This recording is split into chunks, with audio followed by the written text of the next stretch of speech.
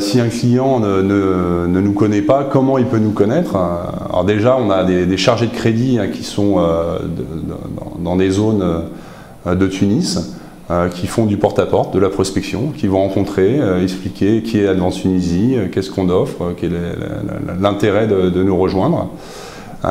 Donc ça, c'est le premier relais.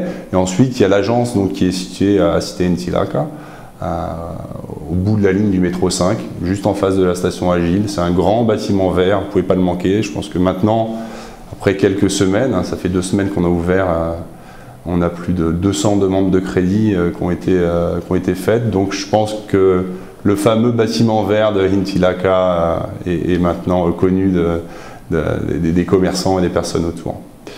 Donc si les personnes sont intéressées par Advance Tunisie, le process est très simple. Il y a certains critères d'éligibilité qui permettent, oui ou non, d'être éligible à un crédit.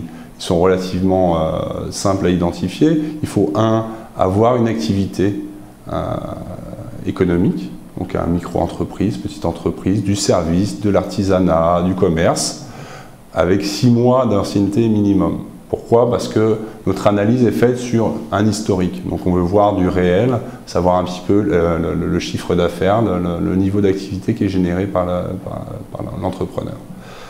Donc si une personne a ces 6 mois d'activité minimum, il faut qu'elle soit dans la zone aujourd'hui de couverture de l'agence qui couvre tous les quartiers ouest de Tunis, l'Ariana et le centre-ville de Tunis. À partir de là, c'est les 2 seuls critères d'éligibilité nécessaires. La documentation, c'est très simple, une carte nationale d'identité.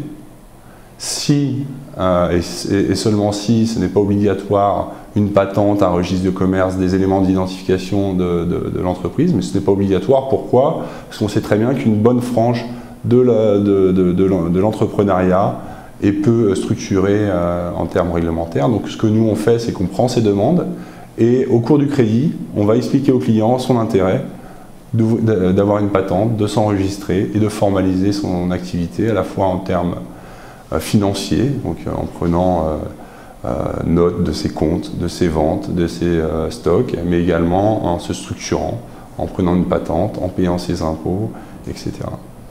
Donc, quand le dossier de crédit est monté, il suffit d'arriver avec cette carte nationale d'identité, et ensuite présenter son projet, de dire j'ai besoin de temps pour effectuer un achat de stock, une petite machine.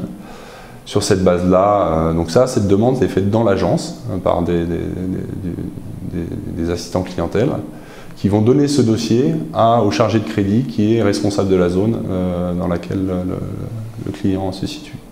Sur cette base-là, le chargé de crédit va visiter sur place l'activité et également le domicile de la personne. Et après une étude rapide, il y a un comité de crédit, donc des personnes qui ont le rôle de décision, puisque ce n'est pas le chargé de crédit qui prend la décision, mais un comité de crédit au niveau de la direction de l'agence qui va décider oui ou non d'octroyer un crédit et pour quel montant. Ensuite, si le crédit est octroyé, effectivement, c'est communiqué au client qui va venir signer les contrats en agence. Si le crédit n'est pas octroyé, on est très transparent, c'est-à-dire qu'on va expliquer au client pourquoi. Parce que son niveau d'activité n'est pas suffisant, parce qu'il n'a pas d'activité parfois, parce qu'il n'a pas la solidité financière au niveau personnel et professionnel pour prendre la responsabilité de prendre un crédit, pour éviter de mettre la personne dans une situation difficile. Donc quand la décision du crédit est positive, donc il y a un rendez-vous qui est pris avec le client, parfois son garant, puisque dans certains cas il faut amener un garant pour garantir le crédit. Les contrats sont signés et dans la journée ou le lendemain, le crédit est décaissé pour en général la totalité du crédit. Et le client, soit en agence ou via nos partenaires bancaires, puisqu'on a des partenariats, peut décaisser son crédit dans certaines agences bancaires dans le Grand Tunis et peut aller ensuite effectuer son achat de marchandises et d'équipements. Nos équipes font un suivi très rapproché des clients et effectivement quelques jours après le décaissement du crédit, le chargé de crédit va visiter son client pour voir comment l'argent a été utilisé, si la machine a bien été achetée, si elle est bien opérationnelle, si le stock est en place. Et c'est très important pour nous de s'assurer qu'il n'y a pas de détournement de l'objet du crédit et que le crédit est bien affecté à une activité économique, puisque c'est notre mission et notre responsabilité.